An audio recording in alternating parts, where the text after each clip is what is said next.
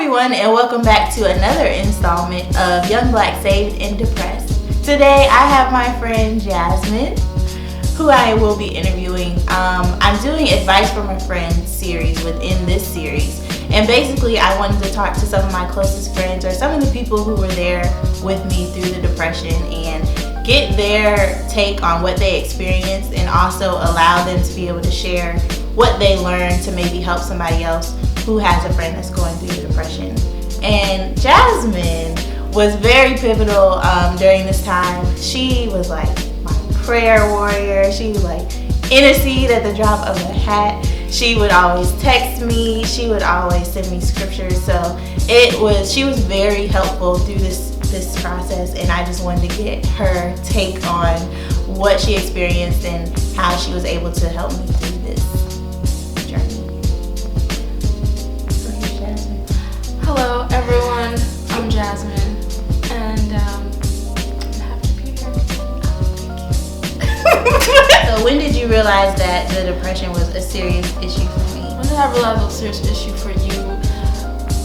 Well, I wouldn't say that I did realize that it was depression, because I just thought you were just going through something, and I just wanted to be there for a friend regardless of whatever it was. I knew it was something, but I didn't want to say or label it as depression. Not that I didn't care to know if it was, or if I'm just anti-depression or anti-labeling it depression. It was just, I just didn't want to, in my mind, I didn't believe it was, you know. What changes in my behavior or appearance did you notice, and how did it make you feel to see me like that? Well, I didn't see you often, so I couldn't really tell that you were physically going through anything, but I just knew from our communication that you were. But I did hear that you were looking a certain way.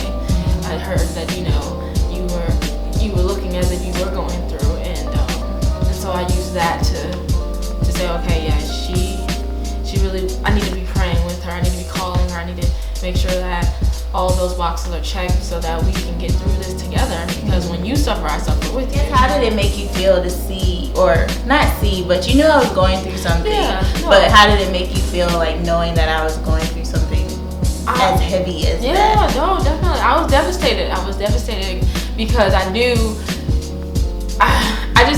because I've been through, like I was saying, I've been through depression, and I've been so wound up, and I knew how it felt to be in that box of I can't get out. And so knowing you were going through what I was going through or had gone through, it really shook me. And it shook me so bad because I wanted you to get out of it. I wanted you to be free so badly, but I had to realize that you had to go through it yourself, and you had to develop different things. I just wanted you to experience the freedom that I knew you had in you to experience, and to be in the lane that you were called to be in. But sometimes, of course, in everyone's lane, there's obstacles, there's things that we have to go through on our own. Even if the person is a mile ahead of us, and it's like, I went through it, and I can show you how, but it's like, you know, you have to figure it out on your own, and you have to get through it your own way, so that you can help someone who's experiencing it or will experience it the same way you did. So that's something I had to learn how to just kind of ease my way out of it a little bit, because I didn't want you to feel like I was trying to rush you out of it. Right. Because I wouldn't have been helpful to you. And I think something that you were really good at was being very encouraging. Like, I was very grateful for like you being there, because you would like be ready to pray at the drop of a dime. Like, do we need to pray? Do I need to get my prayer shawl? I think that's something that is hard to find nowadays, and it's something like I really valued, and I don't know if I even told you enough, like how much I valued like just you being, even though you weren't like physically here, because we live near each other, but it's some minutes, hours, not almost an hour away, but like we're not able to be around each other that often, but we stay in contact like all the time. So even though she didn't see what was going on, she was still aware. And so it's like I could text her at any time, or she would always text me and like, how you doing today, Shook? Or did you eat today? Do we need to pray? What's going on? And always had a scripture, always had a word. So that was very helpful. Very helpful. So well, I'm happy that I could be helpful for you, you know. I know you do the same for me, and you have done the same for me. What did you learn about yourself while providing support for me? I just learned, obviously, about patience, because again, you can't rush or force anyone to get out of something they're going through on their own. You know, you have to just be there to support, pray, encourage, strengthen, all that stuff, but knowing still that you have to be in a place where you're not being forceful, you're not being so demanding on them that they can't see their way out because you're trying to see it for them. They have to see it on their own. So I learned how to be patient, how to knowing the power of prayer, because I mean sometimes we feel like, what else can I do? If I can't be there for you, what can I do? You can pray. And so praying for you and seeing God move in your life, that really helped me understand that there is power in prayer, and there is power in being patient and being on the sideline. Not necessarily that you're not in it with them, but you're just there to coach them and help them and encourage them. So I'm just happy that I learned those things, because it's helpful. It's been helpful for me with other friends and even with myself too. So that's what I've learned. What advice would you give to someone who has a friend who's dealing with depression? What's the best advice you would give for them to be able to provide support? Okay, yes, definitely. Mainly is prayer, obviously, just because again, it's so extremely necessary. It's extremely powerful, because certain things, even if you can't even conjure up the words, God still knows what we're thinking. Even if we're moaning or groaning, all these things, He knows what it is our friend is going through, and that we're not able to express verbally. He can still penetrate all those words that aren't even in the atmosphere. He can go through and he can figure out what he has to do or what he can do to help that friend. So prayer is number one.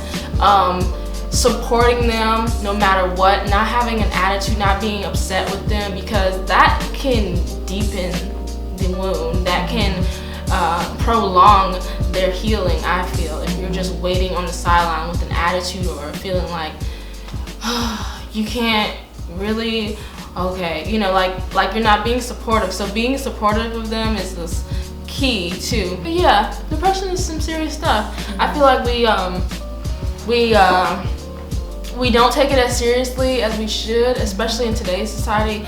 We kind of just rub it off and just think, well, you know, put a band-aid on it, you know, but it's not the case. It's like, it's real stuff people are going through, and they may not tell you, may not have seen everything they experience or experiencing, but they're going through it. If they're giving you some type of inclination that it is there, you need to listen and focus on whatever that is and pray them out of it and be there with them to go through it, especially. Yeah, because it gets really hard. Like, I think, like you said, a lot of people don't know the extent to which people deal with depression. Like, I think a lot of people just think, oh, this person is sad. They're sad all the time, and just get up and do something, go out and do something, and it's like, it's a lot more than just, oh, I'm sad today. It's like a perpetual cloud that's just over your head. Exactly. That's how I used to view depression, believe it or not. But then I had to remember that I was once depressed.